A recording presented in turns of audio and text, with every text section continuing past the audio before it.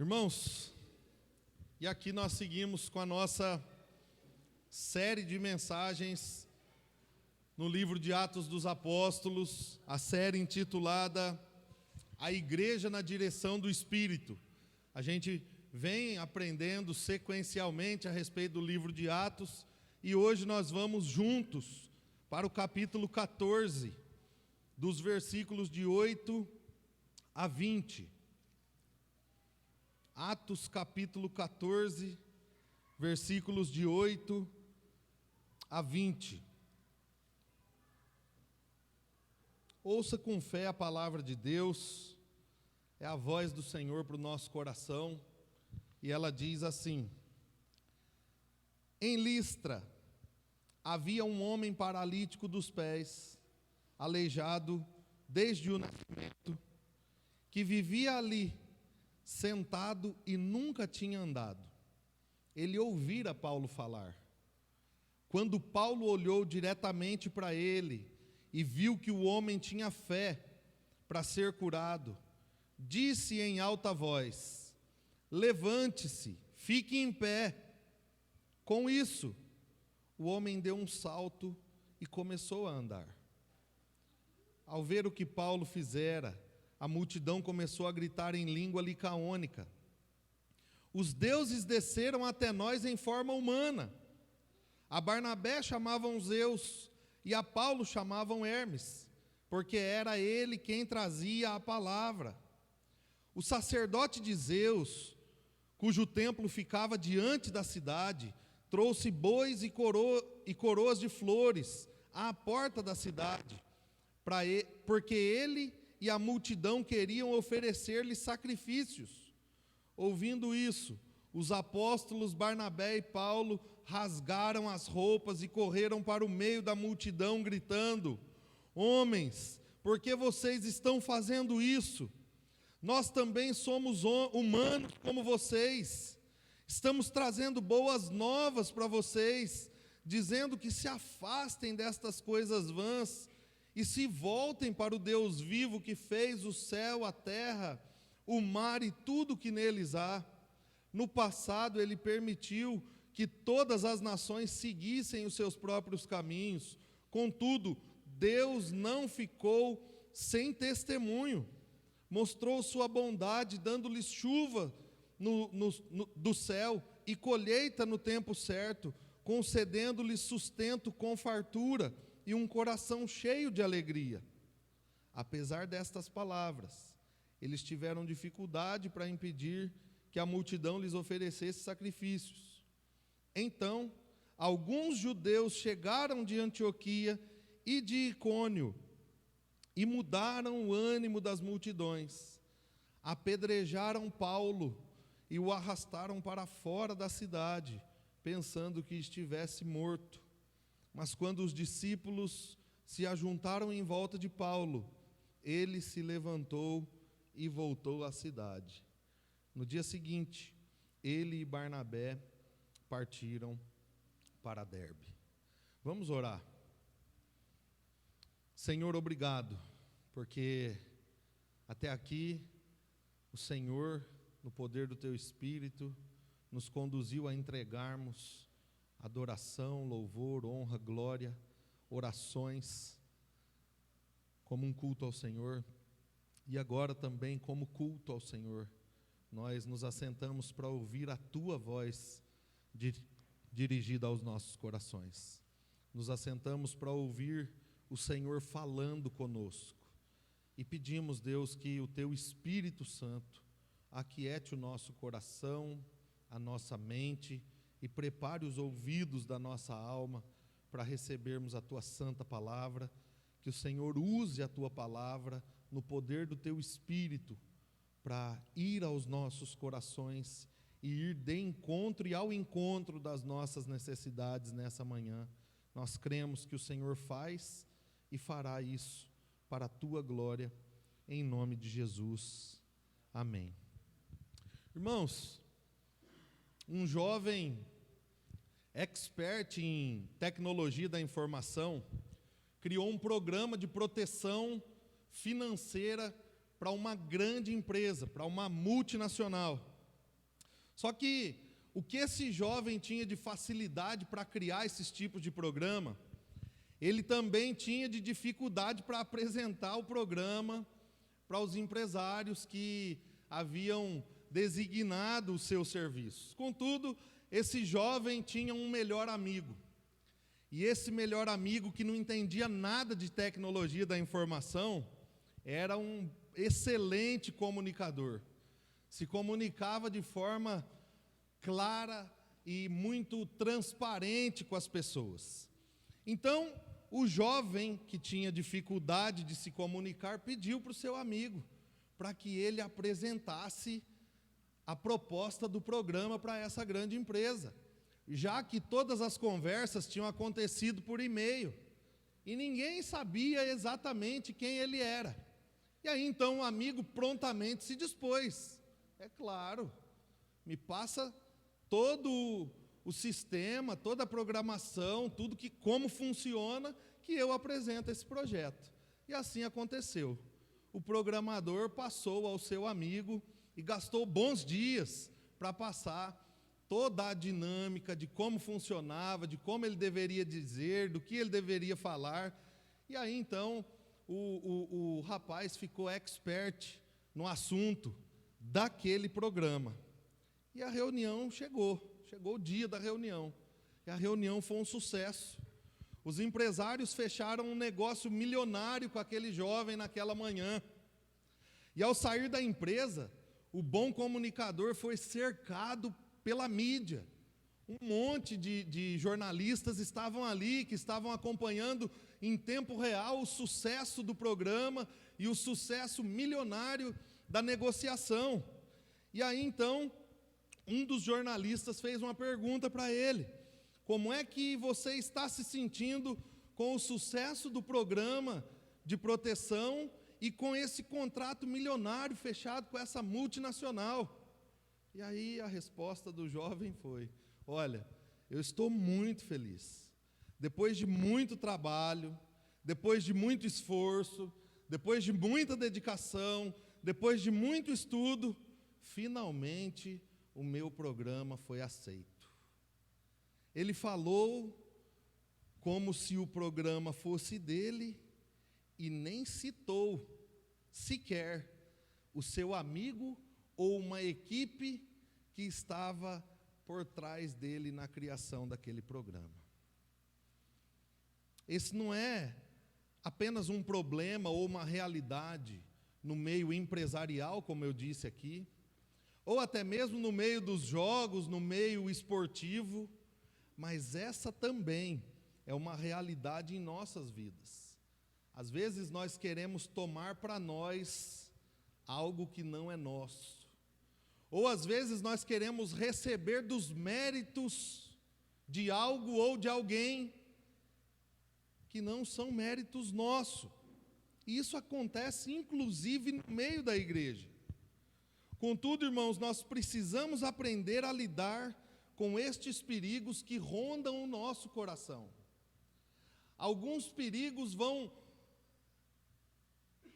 viver ao redor do nosso coração e vão tentar tragar o nosso coração e vão tentar tomar o nosso coração. E é isso que nós vamos observar nesta manhã. E nós vemos, irmãos, recapitulando, que na semana passada nós vimos que Paulo e Barnabé seguiram firmes após a fuga da cidade de Icônio. Nós vimos o capítulo 14 dos versículos de 1 a 7. Eles seguiram firmes para outra cidade, para a cidade de Listra, devido à tentativa de apedrejamento que eles sofreram. E aí então eles chegam na cidade de Listra. Listra ficava aproximadamente 30 a 40 quilômetros da cidade de Icônio.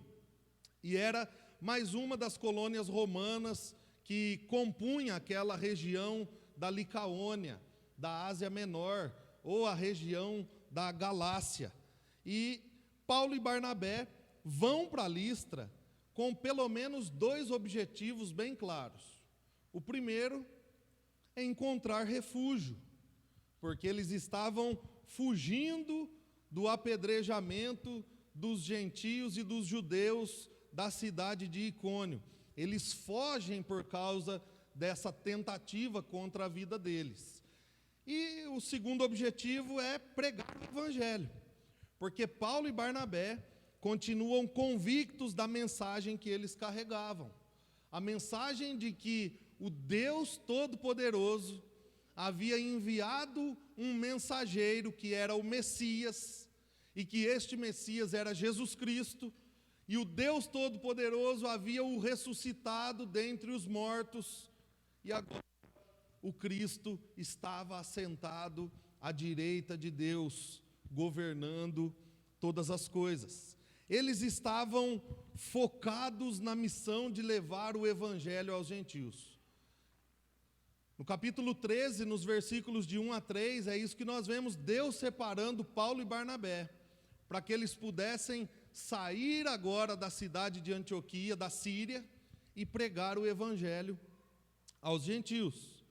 Então, olhando agora para o que Barnabé e Paulo vivenciaram na cidade de Listra, nesse texto que nós lemos aqui, dos versículos de 8 a 20, eu gostaria de refletir com vocês sobre os perigos que cercam o nosso coração enquanto nós cumprimos a missão do evangelho. Como é que nós podemos evitar as armadilhas do coração enquanto cumprimos a missão que Deus nos deu? Deus nos enviou em missão. E é um privilégio, é uma dádiva, é uma bênção cumprirmos a missão de Deus, de pregarmos o evangelho na cidade e a todas as pessoas, em Andradas ou fora de Andradas. Contudo, irmãos, há alguns perigos que cercam o nosso coração enquanto nós caminhamos cumprindo a missão do evangelho.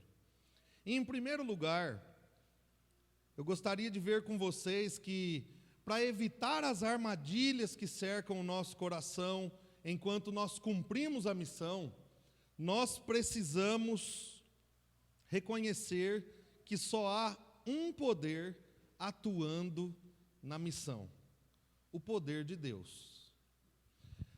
Nós percebemos aqui na leitura que, diferente do que vimos nas viagens anteriores de Paulo e Barnabé, aqui em Listra, eles não chegaram a uma sinagoga.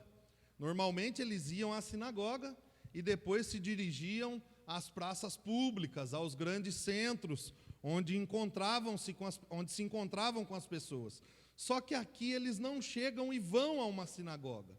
Talvez porque não era um dia de sábado, ou talvez porque não tinha uma sinagoga na cidade.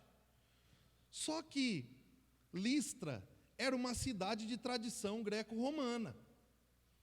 Isso significa que eles estavam acostumados com os filósofos falando nas esquinas da cidade diariamente. Então, dia após dia, os filósofos daquela época estavam nas esquinas da cidade argumentando a respeito das diversas questões que dizem respeito à vida humana, à existência humana. Então, eles estavam acostumados com pessoas falando nos lugares públicos e os interessados paravam e ouviam estes filósofos falar. Então, Paulo chega na cidade de Listra, ele e Barnabé, e eles vão para as esquinas, eles vão para os lugares públicos, eles vão para onde as pessoas já estavam reunidas para ouvir alguma coisa, para ouvir alguém, mas eles não vão para filosofar a respeito da vida e da condição humana. Eles vão especificamente para pregar o evangelho. Acompanhe comigo os versículos de 8 a 10, que dizem o seguinte: em Listra havia um homem paralítico dos pés, aleijado desde o nascimento, que vivia ali sentado e nunca tinha andado. Ele ouvira Paulo falar. Quando Paulo olhou diretamente para ele e viu que o homem tinha fé para ser curado, disse em alta voz: levante-se, fique em pé. Com isso, o homem deu um salto e começou a andar. Agora, Lucas não vai focar em um lugar específico, como ele focava na sinagoga e nos seus líderes anteriormente. Lucas vai focar em um indivíduo, em um dos ouvintes de Paulo, um homem paralítico de nascença. Ele estava ali, como a Bíblia diz, ouvindo o que Paulo falara, atento ao que Paulo estava falando. E o que é que Paulo estava falando? Paulo estava falando a respeito do Filho de Deus, que havia nascido, morrido, sido ressuscitado dentre os mortos, e que essa ressurreição aconteceu pelo poder de Deus, do único Deus vivo e verdadeiro. E ao perceber que este homem estava recebendo aquela mensagem, ao perceber que aquele homem não só estava ouvindo com os ouvidos, mas estava recebendo a mensagem com o coração, Paulo percebendo que aquele homem não só estava confiante no poder que cura, mas aquele homem estava percebendo que havia um poder que salva, que não era uma questão física somente, mas era uma questão de alma. Paulo disse ao homem para que se levantasse e ficasse em pé. E foi exatamente o que isso aconteceu. Paulo estava sensível ao que Deus estava fazendo naquele momento. E é exatamente aquilo que acontece. O homem que nunca havia ficado em pé sem a ajuda de pessoas, e que nunca havia andado, agora estava em pé e andando diante de boa parte da cidade de Listra. Imaginem o impacto desse acontecimento aos olhos de todos aqueles que estavam ali e que conheciam aquele homem desde o nascimento, que conheciam toda a vida daquele homem, que sabiam da impossibilidade dele fazer aquilo por si mesmo. O poder de Deus, que havia ressuscitado Jesus dentre os mortos, que havia chamado Paulo e Barnabé para a obra missionária, e que estava sendo pregado nas ruas de Listra, estava atuando na vida daquele homem, enquanto a missão de pregar o Evangelho estava sendo cumprida. Irmãos, sabe o que significa isso para nós? Significa que Deus usa a vida dos seus discípulos, e por isso Ele vai usar a minha e a sua vida, enquanto a missão de proclamar o Evangelho estiver sendo cumprida. Percebam que Paulo estava cumprindo a missão para a qual havia sido chamado. Paulo não foi chamado para agradar as pessoas, Paulo não foi chamado para ser uma pessoa que atraía outras pessoas, nem para entreter pessoas. Paulo havia sido chamado para pregar o Evangelho, e na sua conversão, Jesus havia dito para ele: olha, agora você vai saber o quanto vale padecer por causa do meu nome. Então Paulo havia sido chamado para pregar o Evangelho, e é isso que ele estava fazendo ali na cidade de Listra. Contudo, irmãos, enquanto Deus usava a vida de Paulo para pregar aos ouvidos, o Espírito Santo agia de forma interna, levando a mensagem ao coração daquele homem, fazendo com que as pessoas viessem a crer na mensagem que estava sendo pregada, fazendo com que as pessoas viessem a crer de verdade no Deus vivo e poderoso que estava sendo anunciado. Então, irmãos, Deus age internamente para salvar as almas da condenação do inferno, da condenação por causa do pecado. Contudo, o Deus que age internamente também atua externamente, revelando o seu poder aos olhos de todos aqueles que estão à sua volta.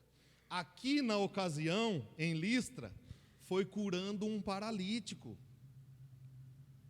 Isso significa, irmãos, que quando eu e você pregamos o Evangelho, Deus está agindo com todo o seu poder. Então não subestime a pregação do Evangelho. Não subestime a proclamação da mensagem do Evangelho, porque enquanto pregamos de forma simples, nas nossas palavras, na nossa falta de capacidade, Deus está agindo com todo o seu poder. E Ele age no poder do Espírito para encorajar e dar sabedoria para aqueles que estão falando do Evangelho. Então Ele age na vida do comunicador do Evangelho, de quem anuncia o Evangelho, só que Ele atua, por outro lado, com o mesmo poder para quebrantar os corações e para convencer os que ouvem da necessidade que eles têm de um Salvador, e que esse Salvador é Jesus Cristo, que nasceu, viveu, morreu e ressuscitou dentre os mortos no terceiro dia e está sentado à direita de Deus. Então, Ele age no coração de quem comunica e Ele age no coração de quem ouve a mensagem. E sim, meus irmãos, Deus pode curar enquanto pregamos o Evangelho. Deus pode curar enquanto oramos. Deus pode curar enquanto lemos a Bíblia para alguém. Deus é o mesmo ontem, hoje e será eternamente. Nós só não podemos esquecer de um detalhe. É um detalhezinho bem pequenininho. É Deus quem faz isso e não nós. Deus é quem faz. Deus é quem cura. Deus é quem atua. O único poder que age na missão não é o meu e nem o seu, é o poder de Deus. Por isso nós precisamos reconhecer que o único poder que atua na missão é o poder de Deus. Sabe por quê, irmãos? Porque nós corremos o risco de sermos tentados a achar que as coisas acontecem por nossa causa. Nós corremos o risco de pensar que nós somos poderosos para fazer a obra de Deus. Ou nós corremos o risco de pensar que Deus faz um pouco e nós fazemos um pouco. Ou até mesmo, irmãos, de que Deus depende de nós para fazer alguma coisa. Então esses perigos cercam o nosso coração enquanto nós estamos cumprindo a missão de Deus.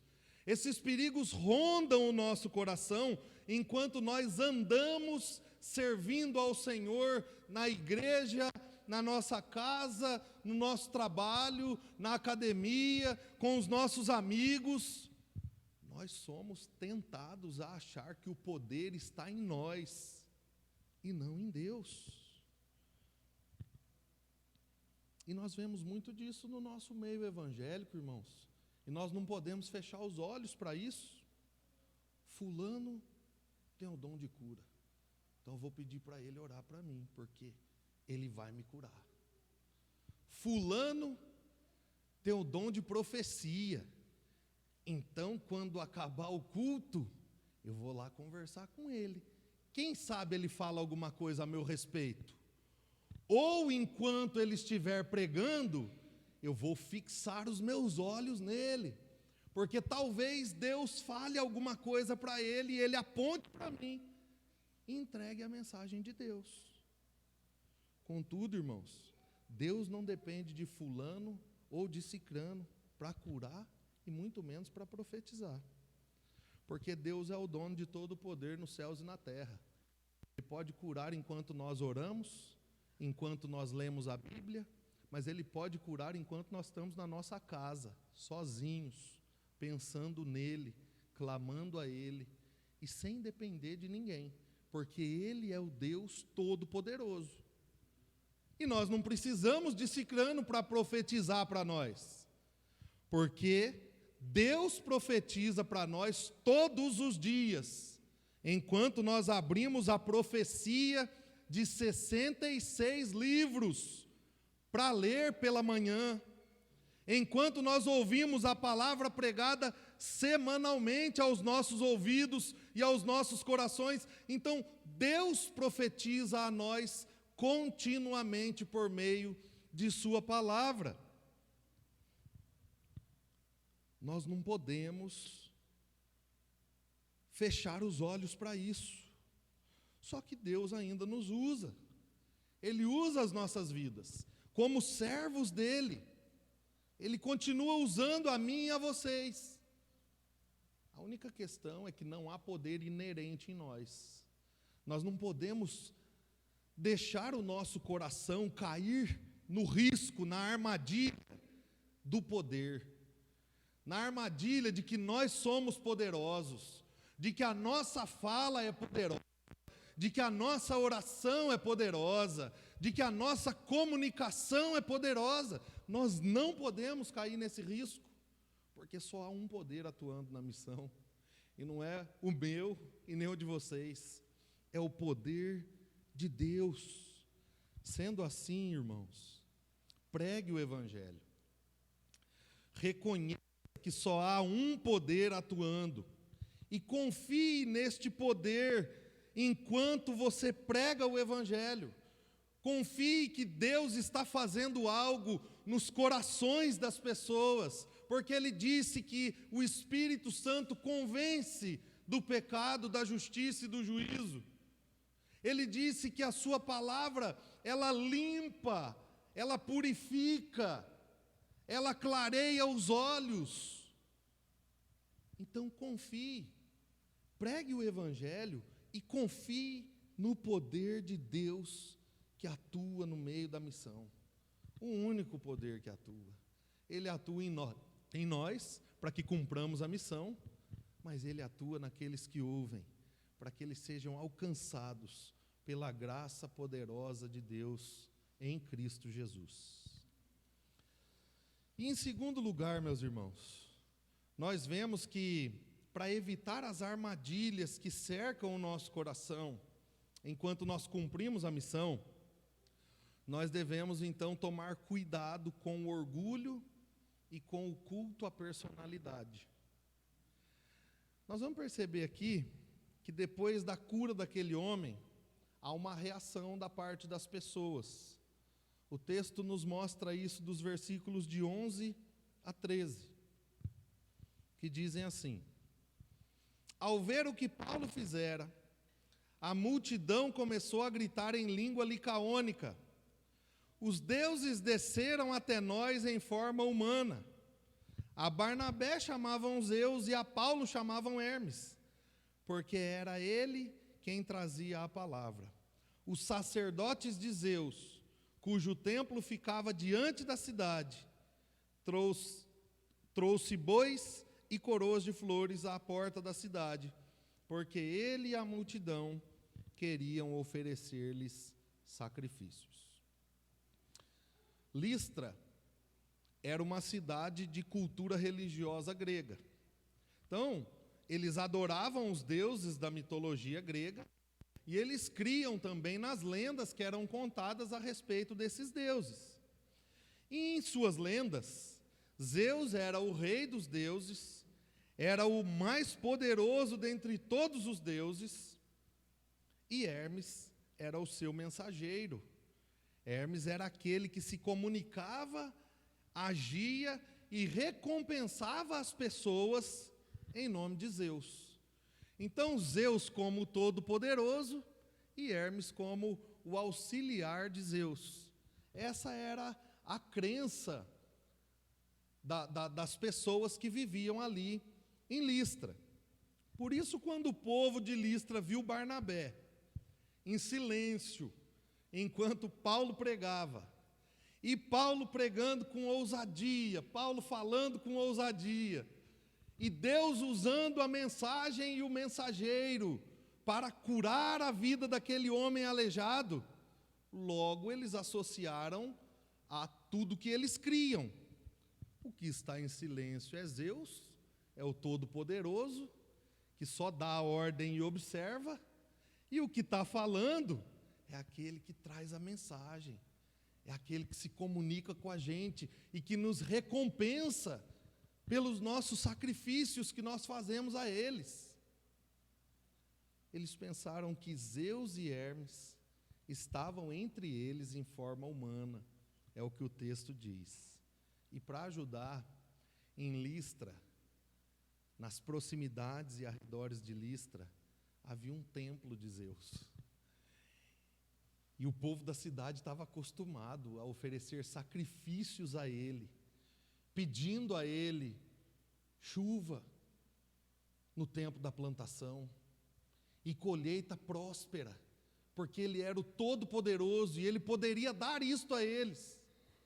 O povo estava acostumado a oferecer sacrifícios diante da imagem esculpida de Zeus lá no templo. Só que agora eles pensaram, bom, já que ele está aqui no nosso meio, ao invés de ir lá no templo oferecer sacrifício para a sua imagem esculpida, vou oferecer um sacrifício pessoalmente para ele. E é isso que o sacerdote de Zeus faz. Ele leva bois e coroas de flores, e eles foram adorar a Barnabé e a Paulo, como se Barnabé fosse Zeus e Paulo Hermes. E os servos de Deus agora estavam diante de um grande perigo, o perigo do orgulho, de acharem que eles eram de fato os suficientes, os maiorais, e o perigo do culto à personalidade. Realmente, nós merecemos que as pessoas venham a nós e reconheçam tudo que a gente está fazendo. Meus irmãos, a missão de pregar o Evangelho, ela traz consigo o perigo do poder, como nós vimos anteriormente, de pensarmos que temos o poder, ao invés de acharmos que Deus é o dono de todo o poder.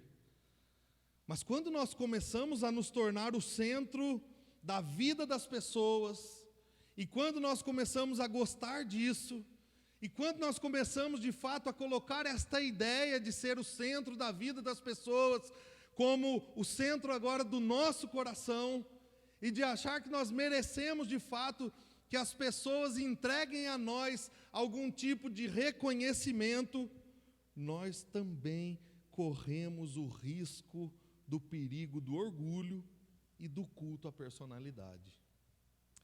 Ambos os perigos são um problema do coração, um problema de como é que nós nos enxergamos diante de Deus, e um problema como é que nós enxergamos a Deus. Então, esse é um problemão, não é um problema que se resolve do dia para a noite, é um problema que precisa ser resolvido dentro de nós primeiro, para que depois seja resolvido de forma prática. Por isso nós não podemos subestimar o orgulho. É típico falar do orgulho, é típico nos privarmos do orgulho, mas nós não podemos subestimar o orgulho, porque ele faz com que nós pensemos ser suficientes em nós mesmos. Ele faz com que pensemos que não dependemos de ninguém, não dependemos de ninguém para nada, inclusive não dependemos de Deus. Era esse o pecado que estava cercando o coração de Paulo e Barnabé. É como se a atitude do povo de ir até eles em adoração dissesse a eles: olha, vocês são os maiorais, não há ninguém como vocês, vocês são suficientes, e por serem quem são, vocês merecem ser adorados. Por serem quem são, vocês merecem ser venerados. Vocês merecem a nossa atenção total. E essa proposta que chegou ao coração de Paulo e Barnabé, ela não é nova na Bíblia, irmãos. Essa é a mesma proposta que Satanás fez para Adão e Eva no Éden. Vocês não precisam de Deus. Acho que vocês entenderam errado. Vocês também podem fazer o que Ele faz. Vocês também podem entender a respeito das coisas que Ele entende. Vocês também podem lidar com as questões que Ele lida. Por isso, vocês serão como Deus. Vocês serão os deuses da vida de vocês. Vocês não precisam de Deus. Essa foi a primeira proposta feita à humanidade. Vocês serão como Deus. Percebam como o orgulho leva as pessoas ao culto à personalidade. começa com o orgulho e termina com o culto à personalidade. Porque começa com as pessoas ou conosco pensando: eu sou o suficiente e eu não dependo de ninguém. Logo, eu sou o centro e mereço toda a atenção do mundo, principalmente das pessoas que caminham perto de mim. Contudo, irmãos, nós precisamos ter cuidado com esses perigos que cercam o nosso coração enquanto nós cumprimos a missão. Isso é muito sério. E isso acontece de formas sutis. E acontece dos dois lados. Tanto aquele que deseja receber a glória pelo que Deus está fazendo, como aquele rapaz recebeu a glória do programa do amigo dele, quanto pelo outro lado, por aqueles que idolatram as pessoas ao invés de adorarem a Deus, por aqueles que adoram personalidades ao invés de adorarem a Deus. Isso pode desaguar em muitas áreas da nossa vida, em muitas áreas da nossa vida. Mas eu quero me atentar àquilo que diz respeito ao serviço do reino de Deus, porque é a área em que nós conseguimos mais maquiar o orgulho, em que nós conseguimos mais passar um pano em cima do orgulho e do culto à personalidade. Nós corremos o risco de, quando pensamos que somos merecedores do reconhecimento das pessoas, porque o que nós fazemos, ninguém faz igual. O que nós fazemos no serviço da igreja, tem ninguém que faça igual. A maneira que eu falo, ninguém fala como eu. A maneira como eu limpo, ninguém limpa como eu. A maneira como eu arrumo as cadeiras, ninguém arruma como eu. E a música, se eu não cantar, coitado dos músicos da igreja. E as crianças? Se não fosse eu, não tinha departamento infantil. E a mídia? Coitado dos caras da mídia sem mim. É sutil, irmãos. É sutil. E acontece. Só que nós maquiamos, porque nós temos que fazer o melhor para Deus, percebam? E nós temos que fazer o melhor para Deus. Só que nós não somos os melhores para fazer as coisas de Deus. Nós somos aqueles que estavam lá quebrados por causa do pecado.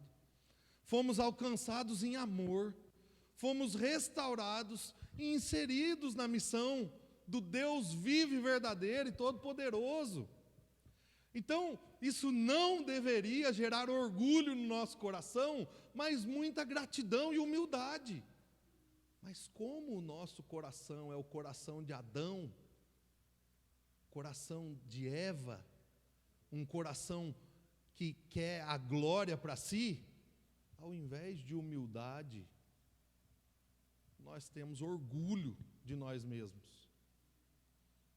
Como diz o filósofo contemporâneo Marcelo Bernardes, eu tenho orgulho da minha humildade. Essa é a verdade, irmãos. Nós precisamos tomar cuidado. Nós precisamos ter cuidado. Só que, por outro lado, quando nós pensamos que fulano ou cicrano tem uma unção diferente, que nós só seremos abençoados se o pastor orar, que a palavra só é boa se fulano pregar, que os casais e as famílias só serão restauradas se fulano de tal aconselhar ou se ele falar. E as pessoas só vão se converter se aquele, somente aquele, evangelizar. É sutil, irmãos, tanto para aquele que sente o desejo de receber algo, quanto para aqueles que desejam adorar alguém, cultuar alguma personalidade. É sutil. E nós devemos ter cuidado, porque tanto quem se acha suficiente e digno de adoração, ou quem deseja entregar adoração a alguma pessoa específica, Deus dá nome aos bois para eles na Bíblia, são idólatras. Tanto um quanto o outro são idólatras. Ambos estão adorando alguém que não é Deus, seja a si mesmo ou a outra pessoa, e isso é idolatria.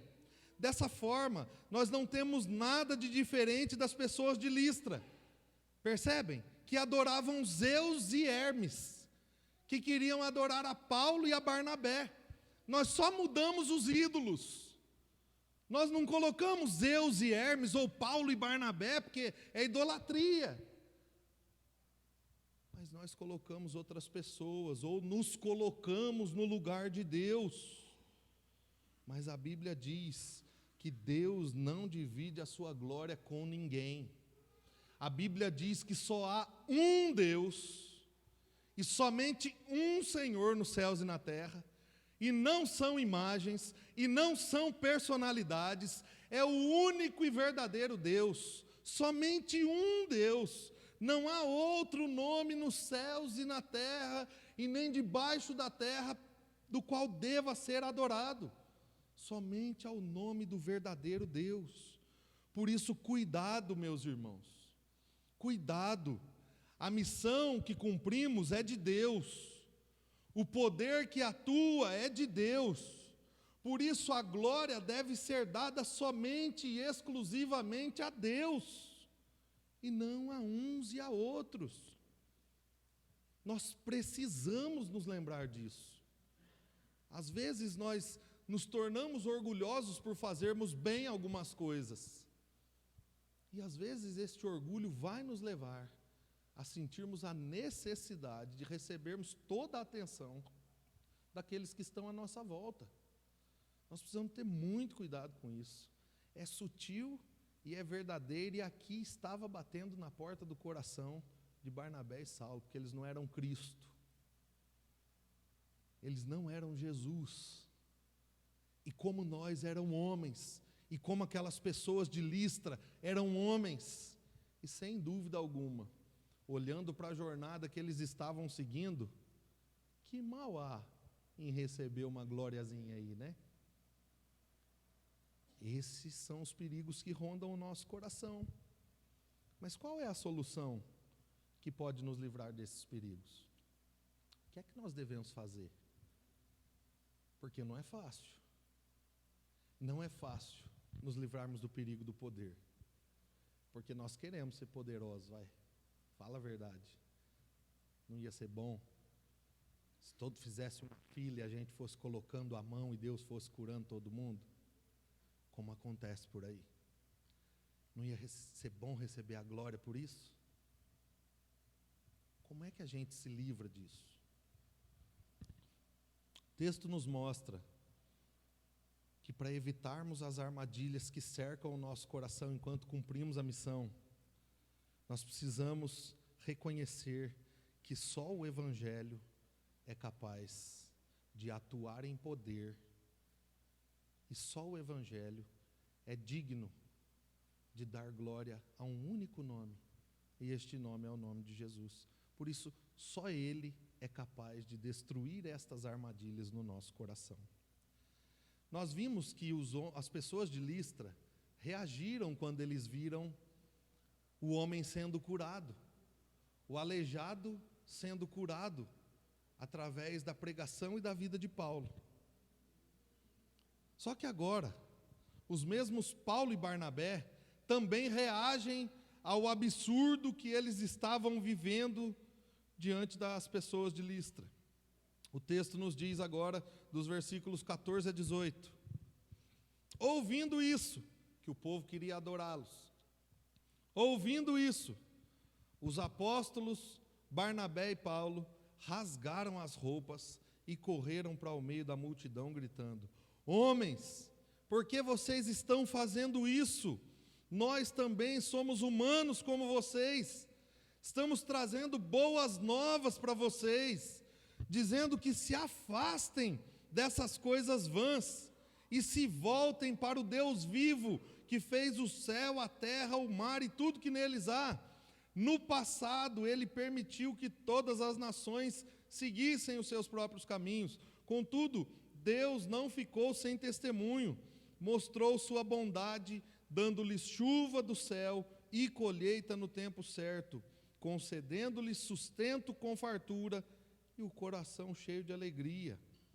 Apesar dessas palavras, eles tiveram dificuldade para impedir que a multidão lhes oferecesse sacrifício. Irmãos, por causa do Evangelho, Paulo e Barnabé reagiram com humildade e em protesto ao que eles estavam vivenciando. Eles reconheciam que se não fosse o Evangelho, eles estariam vivendo na mesma cegueira das pessoas daquela cidade. Se não fosse o amor de Deus derramado sobre eles por meio de Jesus, eles também estavam vivendo da mesma forma, idolatrando alguma coisa ou alguém. E eles ficaram indignados com o que eles estavam vendo. Por isso, Paulo segue mostrando a eles, através de suas atitudes, que eles eram homens e não deuses. Por isso eles não mereciam adoração. Deixa claro para eles. Eles chamam a atenção do povo, eles rasgam suas vestes, vão para o meio do povo e começam a gritar: o que é que vocês estão fazendo? Por que é que vocês estão fazendo isso? Nós não somos deuses, nós somos humanos como vocês. Eles mostram que de fato eles não são deuses, e por isso eles não mereciam adoração. Paulo continua mostrando para eles que eles estavam ali não para serem adorados, mas eles estavam ali para levar uma boa notícia a eles, a boa notícia do Evangelho, e apontar o verdadeiro alvo da adoração deles, que era Jesus Cristo, o Deus vivo, o Deus verdadeiro. E aí então, Paulo mostra que esta boa notícia chamava eles a abandonar a maneira vã de adoração deles, e para que eles se voltassem ao único Deus vivo e verdadeiro, Criador e sustentador do universo. Então Paulo confronta a crença daquele povo: olha, nós estamos aqui trazendo boas notícias para que vocês abandonem essa maneira vã de viver, essa maneira vã de adorar, essa loucura que vocês estão fazendo. E aí então Paulo continua dizendo que este Deus, que deveria ser o único a ser adorado por eles, havia se revelado a eles, porque por um bom tempo eles ficaram à mercê de suas próprias vontades, mas Deus havia se revelado a eles, porque não tinha sido pelo poder de Zeus que eles haviam recebido durante todos os anos de suas vidas chuva para as lavouras e colheita farta. Não era Zeus que dava a eles chuva no tempo certo e colheita com fartura e coração alegre, porque eles tinham como sustentar suas famílias e como prover em seus lares. Não era pelo poder de Zeus, mas o Deus vivo e verdadeiro havia dado tudo isso a eles. E é por causa do Deus vivo e verdadeiro que era anunciado na boa notícia de Paulo, que eles tinham seus corações alegres e suas mesas fartas. Mesmo assim, o texto diz no versículo 18, foi difícil conter o povo. À medida que uns ouviam e que Paulo e Barnabé falavam fervorosamente, indignados, provavelmente uns e outros ainda faziam sacrifícios às personalidades de Barnabé. Bem diferente de nós, né? Quando nós ouvimos um sermão como esse, a respeito do pecado do culto à personalidade, do risco do culto à personalidade, e amanhã ou depois estamos na fila para receber a bênção e a cura na mão daquele homem ou daquela mulher, porque só ele pode fazer e só ela pode fazer. Bem diferente de nós. Só que Paulo e Barnabé, eles se livraram dos perigos que estavam cercando seus corações com o Evangelho. Somente o Evangelho poderia livrá-los. Eles se humilharam indignados com a situação, rasgaram suas vestes.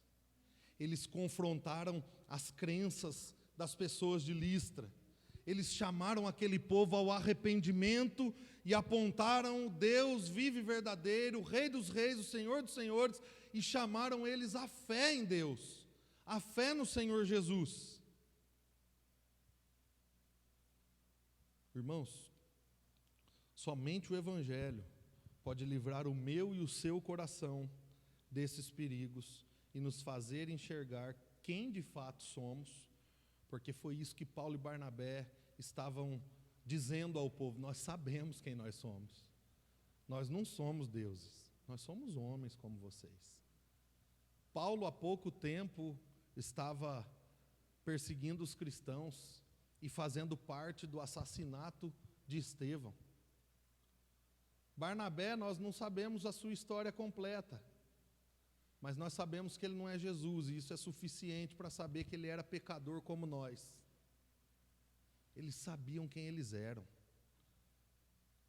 É isso que eles estavam dizendo. Nós reconhecemos quem nós somos, só que nós reconhecemos quem Deus é. Deus é poderoso, Deus é misericordioso, Deus é perdoador, e Deus salva pecadores, assim como nos salvou, Ele salva vocês também.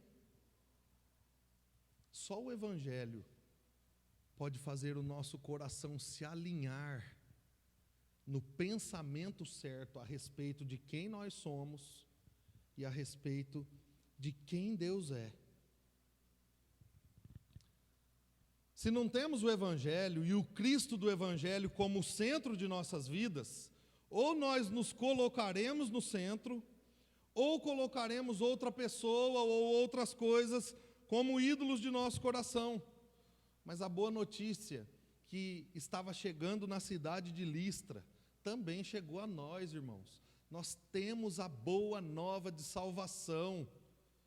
Nós temos a boa notícia de que quando estávamos perdidos em nossos pecados, vivendo de acordo com os nossos prazeres, vivendo distantes de Deus, fazendo o que achávamos que deveria ser feito da nossa vida, Deus, por amor, bondade e misericórdia, não foi por merecimento nenhum, foi por amor, bondade e misericórdia, Ele enviou o Seu Filho, se revelando a nós, e este Filho perfeito e santo, viveu, morreu e ressuscitou ao terceiro dia, nos livrando da condenação eterna.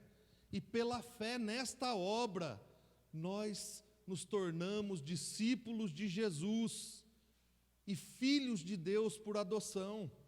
Essa é a boa notícia que estava chegando na cidade de Listra.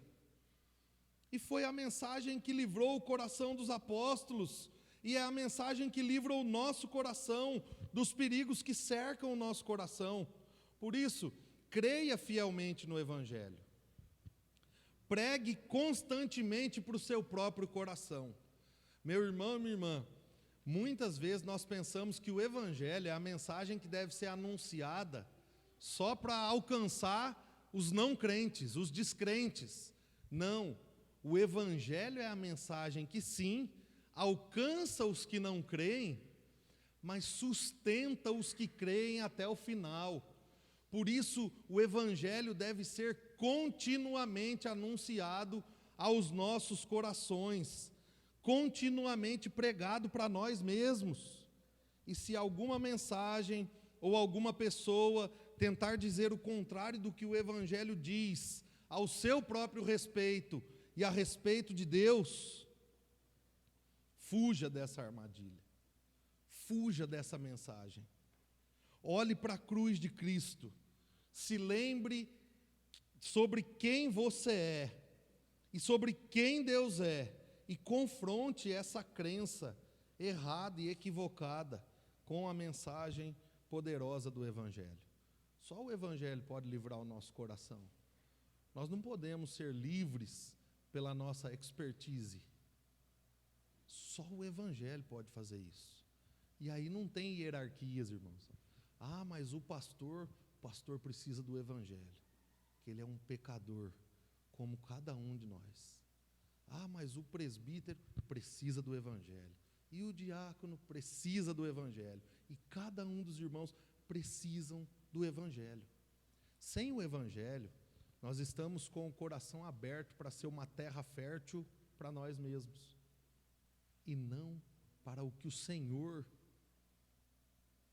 faz e continuará fazendo em nós e através de nós.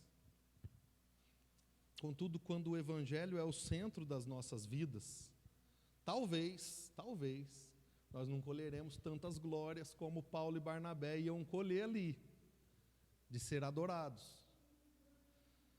Nós podemos colher algumas consequências, como aconteceu com eles. E é o que dizem os versículos 19 e 20.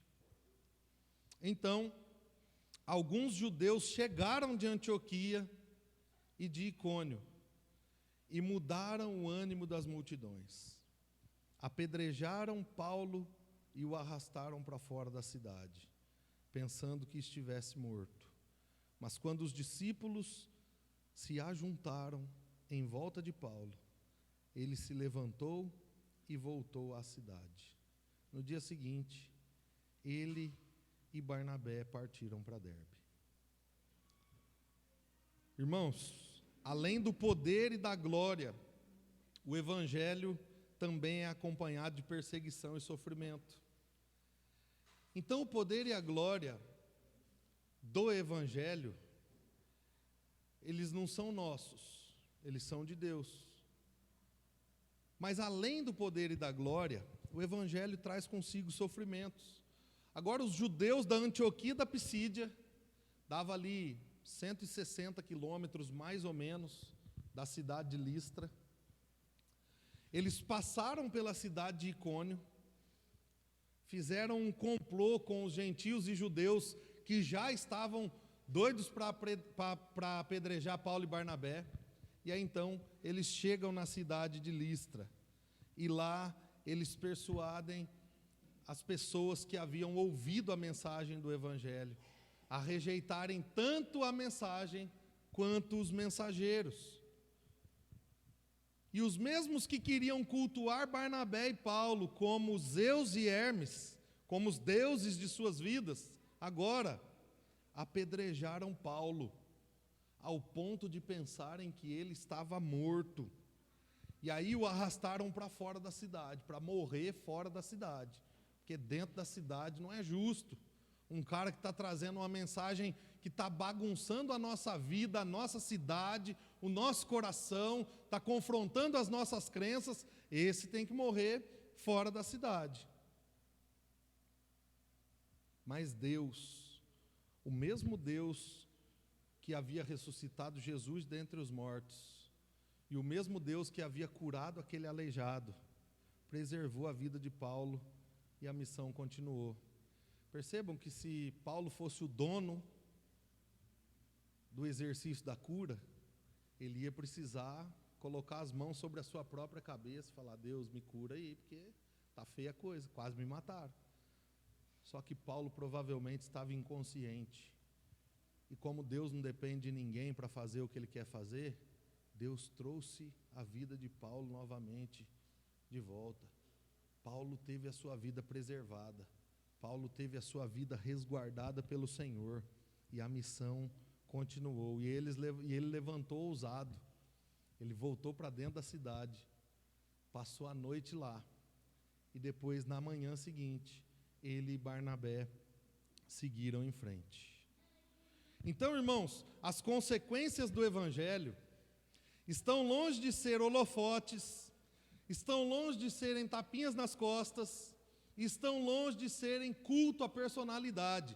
Se nós estamos pregando o Evangelho e as pessoas estão nos colocando no holofote, se nós estamos pregando o Evangelho, estamos recebendo tapinha nas costas, e se nós estamos pregando o Evangelho que Paulo e os apóstolos pregaram, e as pessoas estão cultuando a nossa personalidade, nós vamos precisar rever o Evangelho que nós estamos pregando.